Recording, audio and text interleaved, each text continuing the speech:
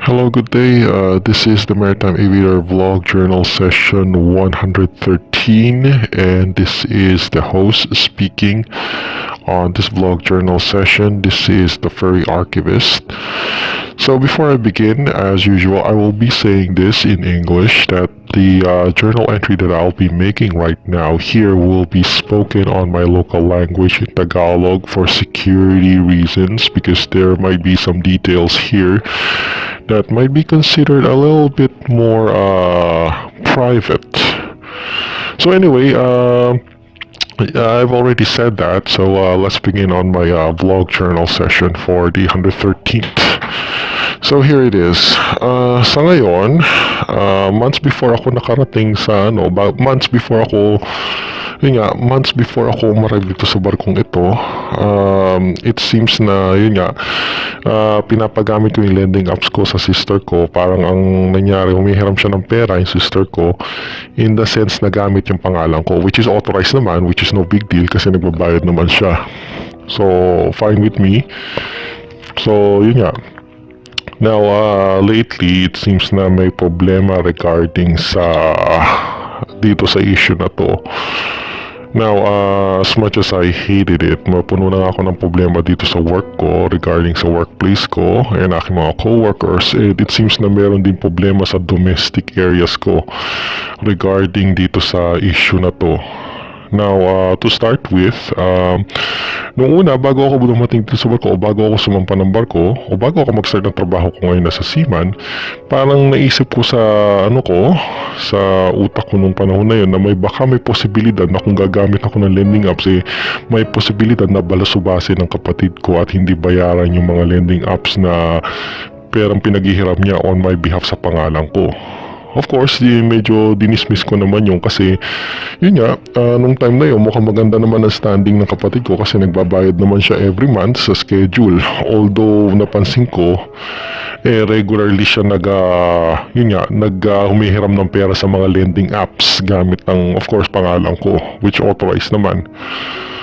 Now, here's the thing. Itong makaraang buwan na to, it seems na totally hindi niya talaga binayaran lahat ng apps na dapat bayaran. Nakatoka siya na bayaran niya yung mga lending apps na pinaghiram niyang pera kasi technically siya naman talaga humiram ng pera, hindi naman ako. Parang nangyari lang kasi ginamit lang yung pangalan ko regarding do sa mga apps na yun kasi it seems na meron din pala siyang red flag na rin pala na hindi niya may mga lending apps siya na hindi niya binayaran. At of course, hindi siya makahiram naturally kasi hindi niya binayaran. Ginamit niya yung pangalan ko. Now, nung first, like I said, nung mga earlier months, hindi naman ako nagsuspecha kasi nagbabayad naman siya. Kasi syempre, nandun naman ako sa bahay so hindi siya makakatakas. Ngayon, nandito na ako sa barko and much to my horror and fears, mukhang hindi niya na binayaran kasi wala ako sa bahay.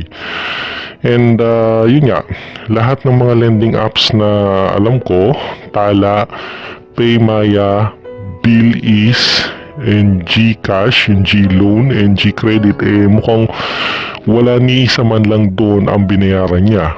And nagremedyo na nga akong ito ng mga ilang do sa mga ibang apps na yon para para remedyo yung hindi niya binayad. Ngayon, tinanong ko siya kung bakit niya hindi binayaran. Nagdahilan siya na meron daw something sa Toyota na at kailangan niyang asikasuhin muna yon.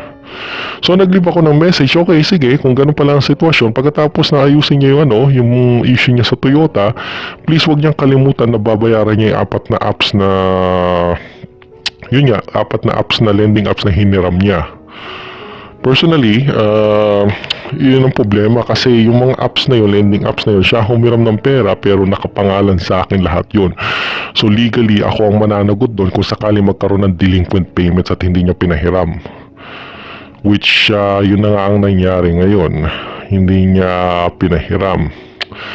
Hindi niya binayaran. So, ngayon ewan ko, i-monitor ko pa yung situation nito for a month or two kung ba magbabayad siya kasi may posibilidad din, I will open the possibility na baka ngayong buwan lang siya hindi makakabayad and next month or two magbabayad na siya. Pero nagsususpecha na ako, in my words, to be honest, parang may something sa head ko na sinasabi niya na hindi niya, na walang balak bayaran ng kapatid ko to ni isa. Katulad nung, yun nga, ewan ko, parang suspicion ko lang na wala siyang balak magbayad ni isang kusing sa mga pera na hiniram niya sa lending apps. Wala nang problema sa akin kung ayaw niya magbayad. Pero ang problema kasi sa akin, yung pangalan ko nakalista dun. So kung may hahabulin ng lending apps dahil sa mga delinquent payments, ako ang mananagot legally. So alam naman ito. So ganun ang situation ng legality sa Pilipinas. Ngayon, meron na ring bad history sa akin yung kapatid ko na binalasubas niya yung payment na dati yung sa malaki-laking pera din yun.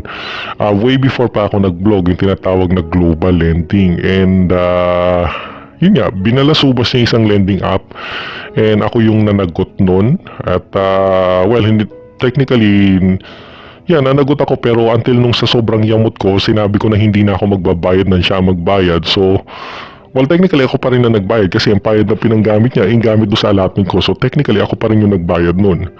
At wala siyang isang kusing na binayaran regarding doon. Ngayon, fast forward nito, several years later, mukhang mangyayari na naman yung insidente sa lending company na hindi niya binayaran at binalasuwas niya na ako nanagot at ako na naman ang mananagot. And this time, hindi lang isa. 4 na lending companies ngayon or 4 na lending apps ang mananagot ako. GCash, Paymaya, Bilis at Tala. So, yun nga, nag-iisip ako ngayon ng paraan kung paanong susolusyonan yun, yung sitwasyon na yun, kabulastugan na ginawa niya. I'll be honest and direct. Kasi frankly, hindi masamang mangutang. Pero ang masama, hindi ka nagbabayad sa utang mo at iba ang pinagbabayad mo sa utang na ginawa niya. Technically, lahat ng mga perang hiniram, lahat ng mga pera na kiniklaim ng lending apps, hindi ako nakinabang noon ni isang kusing. Ginamit lang ang pangalan ko, which is siguro may mistake na rin on my part kasi dapat hindi ko na hinayaan na yun nga, nagamitin ang pangalan ko kasi nakapangalan sa akin lahat yun. And nakakaasad lang na mukhang parang gusto niya pa na ako ang magbayad sa mga utang na ginawa niya. So yun, medyo problemado ako sa bagay na yun kasi frankly, kailangan ko lang banggitin to kasi may mga posibilidad na buhay ng seaman may mga kamag-anak ka na financially abusive ang behavior nila. And kaya ako nilolog tong na to sa aking vlog is kailangan gumawa ako ng steps to stop yung mga ganyang financially abusive behavior ng mga relatives natin. Now as a seaman, may posibilidad na kayo is maka-encounter din ng ganitong klase. Do keep in mind na maraming types of forms of abuse at isa na tong ini-encounter ko ngayon is yung financially abusive behavior. So, yun nga, mukhang malaki-laki yung pera na legally held responsible ako. Ito hindi siya. Which will amount to 30,000 unfortunately from my recent estimation kung tama ako. Kasi sa Paymaya, ang pera na I own them is around 5,000 plus. Sa GCash is around 20. Hindi pa kasama yung sa Bill is so around 30 plus thousand, 35 maybe tops or 40. Ngayon ang nakakasad lang kasi dito, dapat hindi ko na sinabi yung detalye na rin sa Paymaya para nagsisisi ako na yun ang sinabi ko pa sa kapatid ko na pwede ako makahiram sa Paymaya ng 5,000 pesos, which is well, pagsisisi ko dapat hindi ko na sinabi yun. Well anyway, that serves a lesson on me ngayon na kailangan ko maghigpit ng pera. And as much as I hate it na ayoko maging madamot, kailangan kong enforce na maging madamot ako. Hindi ako madamot dahil sa ugali ko or dahil sa pangit ng palaki sa akin or anything. Kailangan kong maging madamot because on the defense. Because, well, kung hindi ko hayaan ko yung ganyang financially abusive behavior, who knows, baka hindi lang 30,000 ang pesos ang maaaring maging pinsala sa akin. Buti na lang nakaban ako dun sa sa malalaking lending apps dahil doon sa ginawa niyang kabalbalan. Kasi kung pwede pa akong manghiram sa mga legally lending apps na malalaki, baka hindi lang hindi lang 30,000 ang maging problema sa akin. Kasi yung last time 100,000, which is hindi maganda yung ganong financially abusive behavior na siya na ngayon nakinabang doon sa pera na hiniram ko. as in 90% nun. And then yung pambayad ko pa doon sa pambayad na inutang ko ay kinulimbat niya pa, at yung babayaran ko ulit na babayaran ko na may kasamang penalty ay binayaran ko ulit gamit naman yung allotment ko, which is isipin mo parang triple strike ang inabot ko. Now anyway, nandiyan na yan, tapos na yan. Like I said, binalasubas na. Ang mangyayari na lang nito is obviously mababan na naman ako sa mga small lending companies, which is nakakaasar kasi yun nga, supposedly hindi ko ugali na mangutang. Basically hindi nga ako nangungutang eh. Pero nadadamay ako sa kanyang, hinihila niya ako pababa sa financial problems niya, which kailangan dapat ayusin yung finances niya.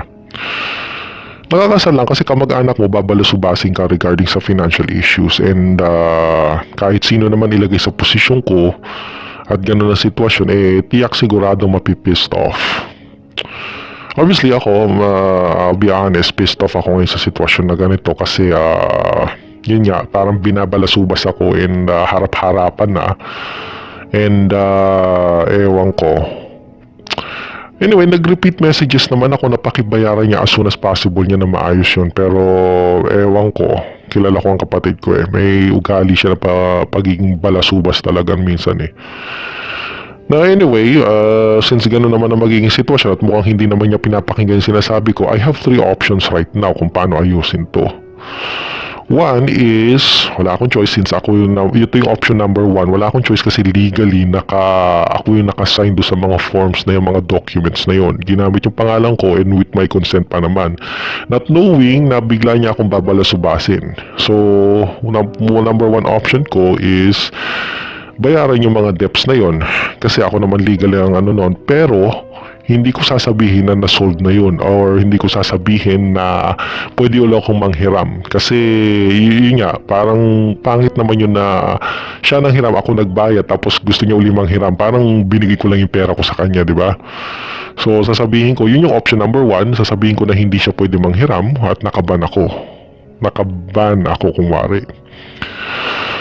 Na yun ang option 1 ko. Pero of course, I do have to keep in mind that this does not stop yung yung pagiging financially abusive na sister ko. Yun yung option 1. However, may spare ako sa problems ko legally dahil sa mga lending apps. Now, option number 2, ito yung pinaka medyo harsh pero masisira ang reputation ko sa mga credit companies at poor credit standing. Basically, mababan talaga ako. Pero hindi ako yung magbabayad ng pera na hinaram niya, kasi kahit saan mo naman ang angulo tingnan, bakit ako magbabayad sa isang pera na hindi naman ako nanghiram, di ba? Kahit simplissimo mo sa mga lahat ng angulo na yun, bakit ako magbabayad sa ganong sitwasyon? Di ba? Hindi naman ako humiram ng pera na yan eh. Ginamit lang ang pangalan ko with my consent, which is dumb fuck naman ako. Hindi ko naman alam na babalasubasin niya. So, hayaan ko magpatong-patong yun. Total, hindi ko naman wala namang garantiya na makakahiram din ako ever again. Pero at least may stop yung financially abusive behavior niya dahil wala na ako mahihiraman kasi naban ako. Sinadsad niya lahat ng plano ko. Yun na doon. Option number 2. Siya magbabayad noon at well, kung ako yung nandun sa bahay at tapos bibigyan ako ng notice say halimbawa pay Maya, sasabihin ko sa kanya, hindi ako humiram yan, ikaw magbayad yan.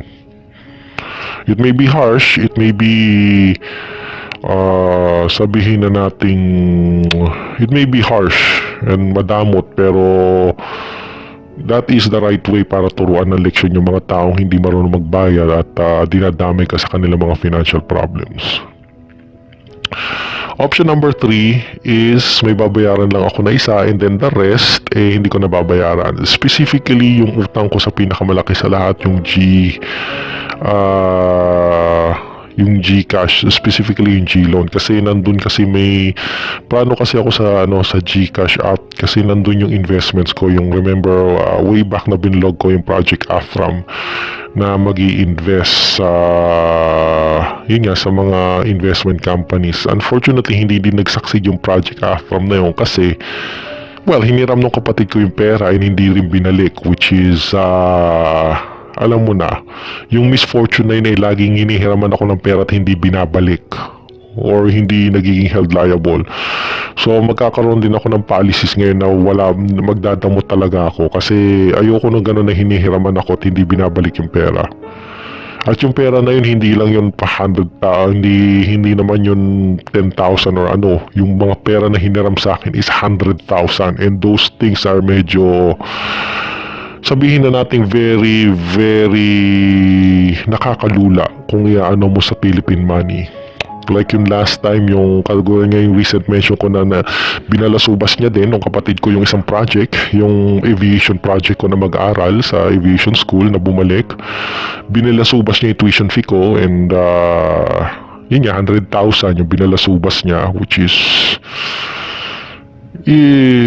ewan ko, kahit sa mo ilagay yung kung posisyon na yan, tama ako dito kasi financially abusive behavior yung ganyan talaga, financially abusive, and that has to stop kasi yun nga, malaking losses yun na wala sa akin. May ilang years of work ko at pinag-ipunan ko, and then wala, siya ang nakinabang, siya yung I'm sorry, I'm just saying this out of frustration kasi syempre kahit sino mang ilagay sa posisyon ko. But anyway, kahit nayayamot na ako at galit na galit ako, I have to be level-headed sa ganito kasi kahit the situation will not be resolved until mayroon akong gumawa ng concrete plans how to stop yung financially abusive behavior na yan at idamay ako sa kanyang mga bad debts.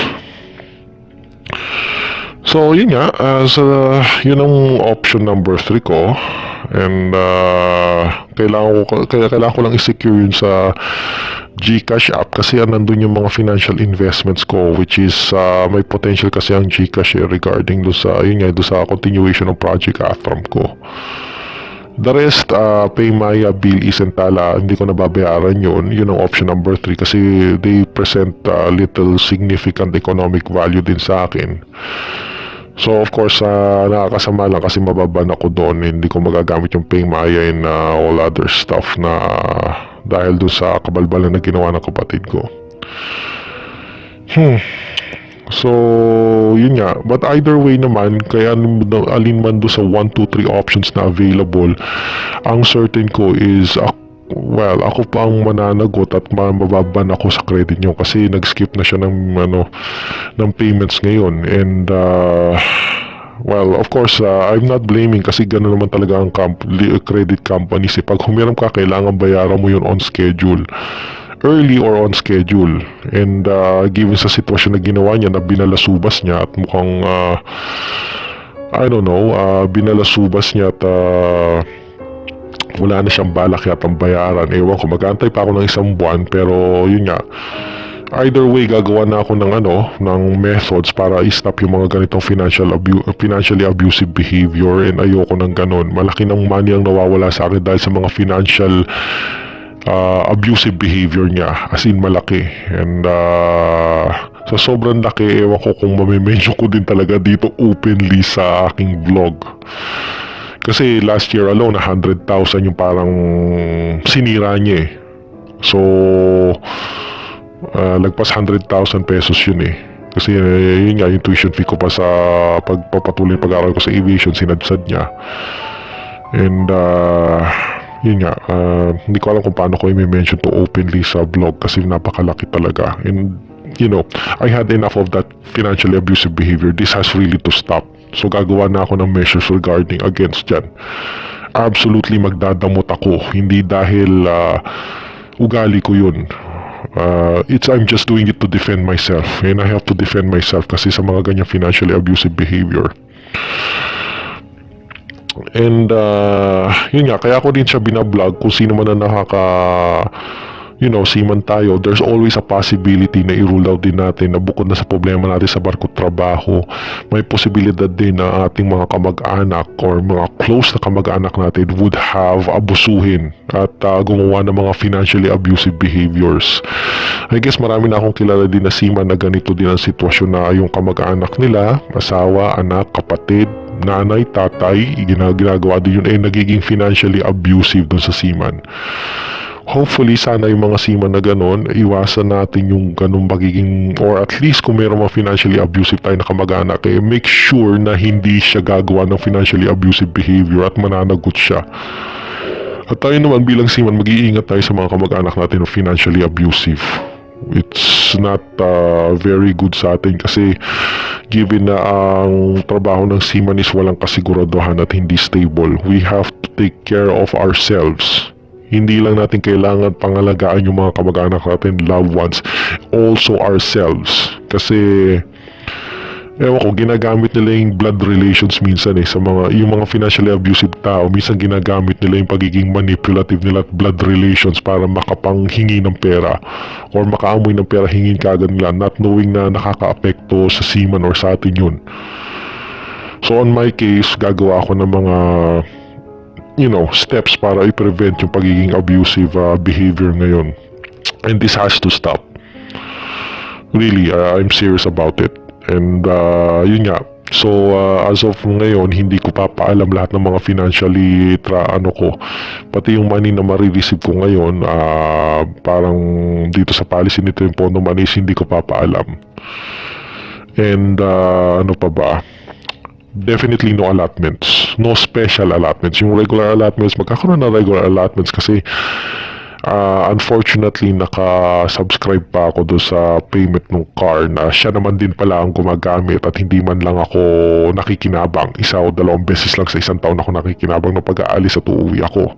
The rest of the time, siya naman na nakikinabang. So, napaka-unfair naman nun. Dapat siya rin magbabayad nun. Pero anyway, naka-commitment ako doon sa car. So, yun nga, yung regular allotments ko is hindi matatapos or hindi ko babawasan yun until matapos yung payment ng car. After nun, I'm sorry but I have to take care of myself. And mahirap magtiwala sa mga ganyang klaseng kamag-anak. Magkakaroon ka talaga ng trust issues financially sa ganyan, lalo na kung notorious behavior na may financially abusive behaviors na ganyan. So yun, buti na lang din, gusto ko rin sabihin na yun nga, yung kontrata ko ngayon is not exactly a long contract. So yung pagiging abusado at balasubas niya ng behavior ng kapatid ko, sooner or later babalik din naman ako sa Pilipinas after 5 months. So yun nga. Anyway, yun lang. It's just a shame na mga mababan ako sa mga small lending apps dahil sa kabalbalan na ginawa niya. Now, sinasabi niya na may emergency sa kotse yung Toyota, pero hindi naman ibig sabihin na may emergency siya doon, ini-neglect niya o isa-sacrifice niya yung mga bagay na talagang importante. I've already given her enough notice and enough reminders for at least 2 weeks or 3 weeks pa bago mag-deadline. And still, ini-ignore niya. So, anong ibig sabihin nun? Ang only ibig sabihin is in-intentional niya talaga na hindi bayaran yun. And like I said, gagawa ko ng steps regarding sa ganyang mga financially abusive behavior. I don't care kung kapatid kita. Ang sa akin lang is you have to stop your financially abusive behavior nang hindi ako madamay. Now, if you want to be financially abusive behavior sa ibang tao, then go ahead, leave me out of it. Pero as long as ako yung nai-involve dyan at ako yung nagdudusa dahil sa kabalbalan niya, I have to take steps to defend myself. So as a seaman, kailangan mag-ingat din kayo kasi may mga kamag-anak tayo na financially abusive and we have to take steps regarding that. Sometimes ang pagiging seaman, you have to make difficult decisions, hindi dahil you're an asshole to begin with, pero kailangan mong gawin yung mga bagay na yun na difficult decisions dahil you have to defend yourself. So yun lang ang aking vlog ngayon kasi nakakaasar lang kasi plague na ako ng problema dito sa work ko at aking employer, pati sa indoor at domestic problems nagkakaroon pa ako ng problema. So yun nga, nakakaasar kasi all sides may problema ako. And ewan ko, supposedly hindi naman dapat mangyayaring yung domestic problems na yun kung hindi siya nagiging financially abusive behavior Pero yun nga, it's a shame na fate has given me or thrown me a lot of things right now. So anyway, I will just be making, not exactly, this will be the end of my vlog journal for now. I just want to, get this off of my chest regarding sa ganito kasi financially abusive behaviors is not something that I tolerate. Lalo na kung I have already given toleration for more than half a decade sa mga ganyan financially abusive behaviors. And I don't know, I just have to stop kasi more than 100,000 na nawawala sa akin. Maybe, who knows, maybe even close to 1,000,000 pesos ang inabuso. At yun nga. So anyway, that's the end of my blog. This is the Maritime Aviator Vlog Journal Session 113. Again, this is the Ferry Archivist. Have a great day everyone and see you around on my next blog. Bye bye for now.